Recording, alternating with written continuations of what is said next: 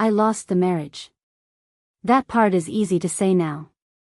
What's harder to explain is how much of myself I lost before it officially ended. For a long time, I thought staying meant being strong. I thought holding everything together, the house, the routine, the smiles, was what a good mother did. Even when my voice started to disappear. Even when my body lived in constant tension. Even when my kids learned to read my mood before they learned to read words. I didn't realize it then, but I was there, and not really there at all. The day I finally walked away, people asked the usual questions. Was it worth it? Couldn't you have tried a little longer? What about the kids? I wanted to scream. Because the truth was, I stayed for the kids far longer than I stayed for myself. I stayed through nights when the house felt heavy and quiet in the worst way. Through mornings when I woke up already exhausted. Through dinners where no one really talked anymore. I stayed until my children stopped asking me for things, and started asking me if I was okay. That's when something inside me cracked. Not loudly. Quietly. Like a bone that's been under pressure for too long.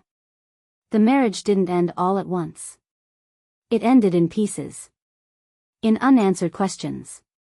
In apologies that changed nothing. In promises that sounded sincere but never became action. I remember one night standing in the kitchen, staring at the sink, listening to the sound of water running, and realizing. This is not what peace feels like. I wasn't being hit. I wasn't being screamed at. But I was slowly disappearing. And my kids were watching it happen. They watched me apologize for things that weren't my fault. They watched me shrink to keep the peace. They watched me choose silence over honesty. And one day, my daughter asked me something that still sits in my chest. Mom, why do you always look sad? I laughed. Because that's what I did back then. I laughed things off. I told her I was just tired. But that night, when I tucked her into bed, she held my hand longer than usual. And I realized, she didn't need a perfect family. She needed me. Not the version of me that was surviving. The version of me that was present. Leaving wasn't brave. It was terrifying. I didn't feel strong packing bags. I felt like I was failing at something I was supposed to make work. The marriage ended on paper, but the guilt followed me everywhere. Guilt for breaking the family. Guilt for changing routines. Guilt for not being able to protect my kids from the shift. I moved into a smaller place. Less space. Less noise. Less pretending. The first night there, the silence was loud. No familiar arguments. No emotional tension humming in the background. Just quiet. And me. And my kids. They slept on mattresses on the floor that first night. We laughed about it. But when the lights went out, I lay there staring at the ceiling, wondering if I had just ruined everything. The next morning, something unexpected happened. My son asked me what was for breakfast. Not nervously. Not carefully. Just, normally. My daughter started humming while brushing her teeth. No tension. No walking on eggshells. Just kids being kids. And for the first time in a long time, I felt awake. The days that followed weren't easy. There were court dates. Schedules. Tears I cried alone in the shower. But there was also something else. Space. Space to breathe. Space to listen. Space to show up as myself. Slowly, my kids started noticing the change. Not because I told them. But because they felt it. I laughed more. Not the polite laugh. The real one. I stopped snapping over small things. I started sitting on the floor with them again. I started hearing their stories without my mind drifting somewhere else. One night, as I tucked my son into bed, he looked up at me and said, "Mom, you're different now." My heart dropped. I didn't know if that was a good thing or a bad thing. How? I asked. He shrugged. You smile more. That was it. No big speech. Just that. You smile more. I lost the marriage. I lost the life I thought I was supposed to have. But somewhere in the middle of losing all that, my kids got their mom back. Not the tired version. Not the anxious version. Not the woman who was constantly trying to keep everyone else comfortable. They got me. Still healing. Still learning. Still imperfect.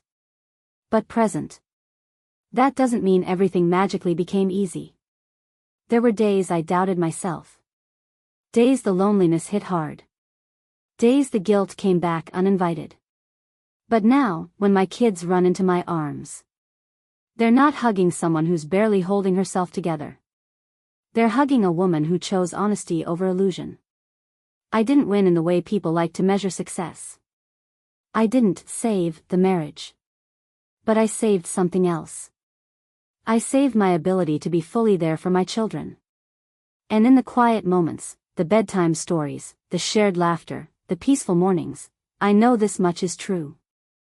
I didn't lose everything. I found myself again. And my kids felt it before anyone else ever did. There were moments after the separation when I questioned everything.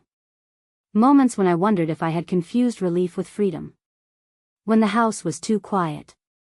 When the kids were with their other parent and the walls seemed to echo my doubts back at me. Those were the nights guilt showed up the loudest.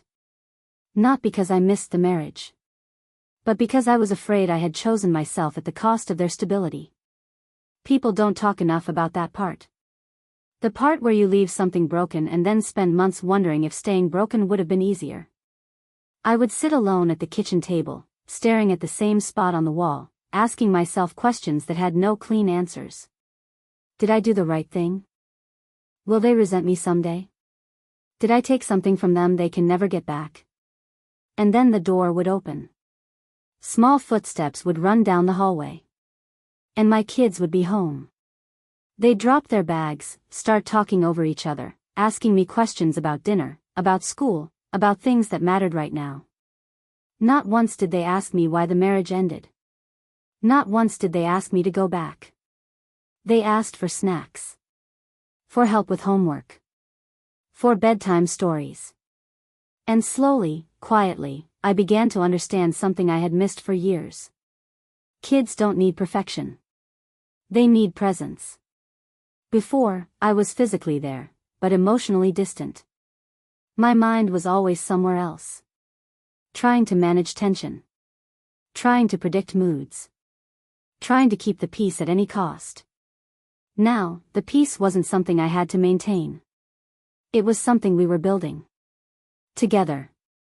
Co-parenting wasn't easy. There were schedules to adjust to. Handoffs that felt awkward at first. Moments where I had to swallow my pride and choose calm over reaction. But there was also something new. Boundaries. For the first time, I wasn't explaining myself constantly. I wasn't justifying my feelings. I wasn't shrinking to keep things smooth. I was modeling something different for my kids. What it looks like to choose honesty. What it looks like to leave something unhealthy without becoming bitter. What it looks like to rebuild instead of pretending. There were days when the kids came home quieter than usual. Days when emotions surfaced in ways I didn't expect. I learned to sit with them through it.